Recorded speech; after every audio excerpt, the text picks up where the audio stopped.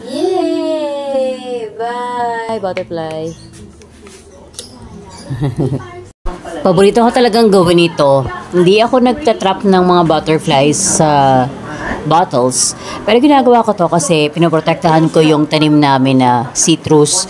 Kasi nagtaniman ako ng lemon. So every time, meron lagi itong caterpillar.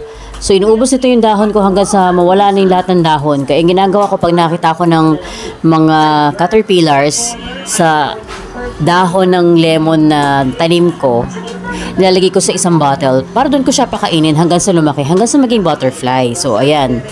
Tapos later on, pakakawalan ko rin yan. Hindi ko naman yan nilalagay lang dyan para patayin. Cute-cute nun, diba? Ang ganda. Bumalik sa baba. Sa pinaka-favorite ko yung nakikita ko yung metamorphosis ng isang butterfly, yung life cycle nila, at napapakita ko sa mga anak ko, nishare ko sa kanila at nakita nila sa kanilang mga mata kung paano ba yung life cycle ng butterfly. Etong at may bago na naman ako nakita, o yun napakaliit pa niyan, pero ngayon ang laki na niyan, papakita ko sa inyo soon.